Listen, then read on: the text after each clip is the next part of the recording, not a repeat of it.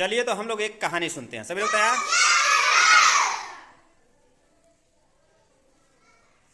एक जंगल में एक गांव था।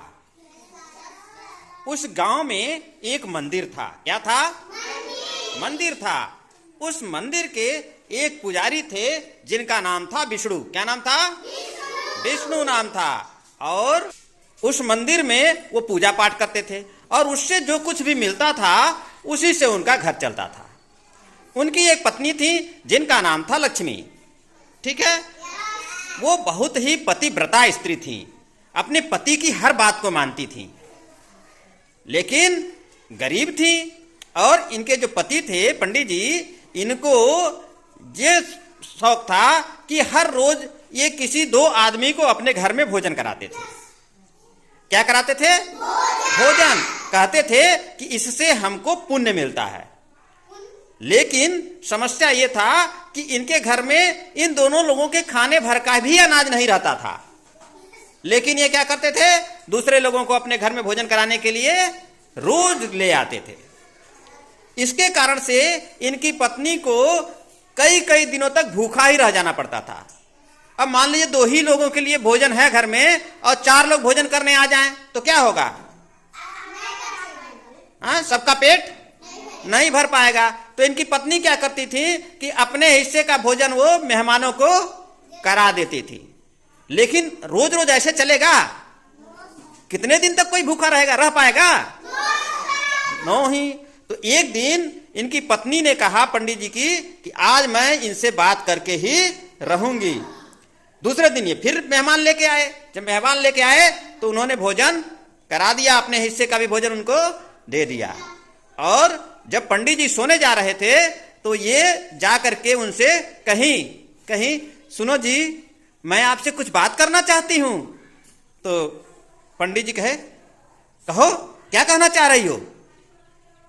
तो ये संकोच के मारे बेचारी बोल नहीं पाई और शिशक के खूब रोने लगी। फिर पंडित जी झल्ला गए, कहे कि क्यों नहीं बताती हो क्या कहना चाह रही हो? रोती जा रही हो।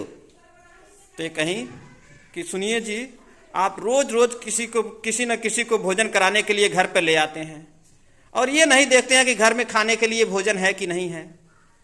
मैं जो भी खाना बनाती हूं दो लोगों के लिए भी नहीं हो पाता है, उसमें से आप ऊपर से किसी न किसी को लेते आते हैं, जिसके कारण से मुझे भूखा ही रोज रोज सोना पड़ रहा है। ऐसा कब तक चलेगा? पंडित जी कह रहे हैं, ऐसा सोचने की तुम्हारी हिम्मत कैसे हुई? भोजन कराना, दूसरे को भोजन कराना पुण्य का काम होता है। जाओ, सो जाओ।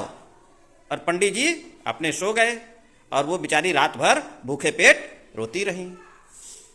फिर सोची कि अब क्या होगा, कोई ना कोई रास्ता तो निकालना ही पड़ेगा। अगले दिन फिर सुबह हुआ, पंडित जी मंदिर गए, पूजा पाठ किए और फिर उधर से दो लोगों को लेकर के आ रहे थे। और ये बेचारी देखी कि अरे आज फिर दो लोग आ रहे हैं। घर में देखी तो खाने के लिए बहुत कुछ नहीं था, अनाज भी नहीं था। फिर ये पड़ोस के घर से अनाज मांग के ले आई और भोजन बनाने लगी। फिर इनके दिमाग में एक बात आई और इन्होंने एक युक्ति सोची और युक्ति कामयाब कैसे हुआ अब ये जानते हैं। पंडित जी उन दोनों लोगों को लेके आए और उनको प्रणाम करके बैठा दिया। दोनों लोग बैठ गए जो भोजन करने आए थे। पंडित जी कहे कि मैं बाहर से हाथ मुंह धो करके आता हूं। पंडित जी चले गए, हाथ मुंह धुल ले। पंडिताइन क्या की, घर में से मूसल लेके आई और जहां वो लोग बैठे थे उसके सामने ही मूसल को खड़ा कर दी और खड़ा करके उस पे फूल माला चढ़ा के आरती जला करके उसका आरती करने लगी ध्यान से एकदम। दोनों आदमी सोचे, अरे ये पंडिताइन जो है मूसल की पूजा क्यों कर रही हैं? तो दोनों लोग उनके पास गए धीरे से और जाके पूछे कि हे माता, आप इस मूसल की पूजा क्यों कर रही हैं?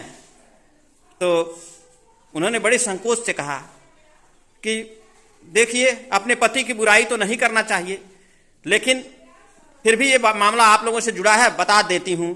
फिर इतना कह के वो चुप हो गई।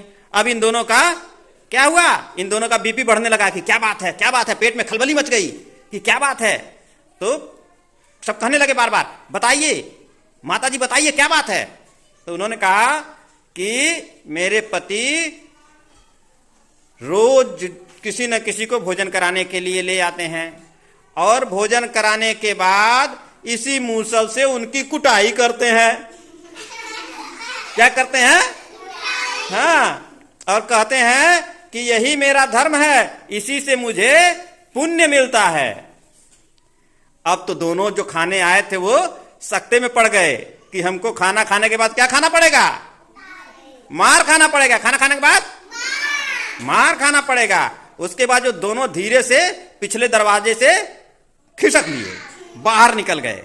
और जैसे ही वो बाहर निकले, पंडित जी हाथ मुंह धो के अंदर आ गए। तो पंडित जी ने पूछा कि अरे ये दोनों मेहमान कहाँ चले गए जो भोजन करने आए थे? तो उन्होंने कहा हमको माफ कर दीजिए, हमसे बहुत बड़ी गलती हो गई, हमको माफ कर दीजिए। तो पंडित जी ने पूछा अरे क्या हुआ, बताओगी?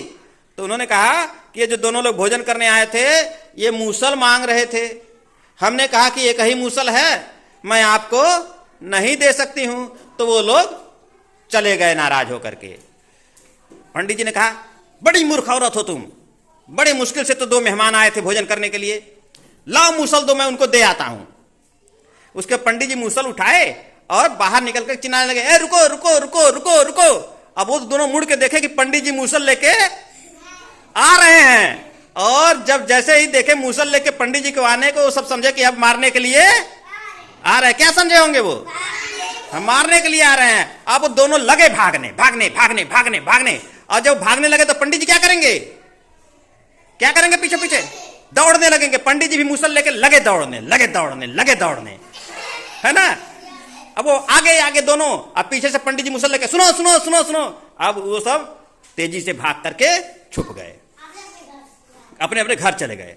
पंडित जी बेचारे निराश होकर मूसल लेकर के अपने घर चले आए। और तब से यह बात फैल गई पूरे इलाके में कि पंडित जी के घर जो भी भोजन करने जाता है उसको वो मूसल से क्या करते हैं? मारते हैं। अब उनके घर कोई भोजन करने नहीं आता था। इस प्रकार अपनी बुद्धिमानी से पंडिताइन ने ऐसी व्यवस्था कर दी कि जिससे पंडित जी नाराज भी नहीं हुए और उनका भी पेट रोज भरने लगा। तो जब हम कभी संकट में हो तो हमें क्या करना चाहिए? हाँ, दिमाग से काम करना चाहिए। किससे काम लेना चाहिए? हाँ, हमें घर में झगड़ा टंटा करना चाहिए?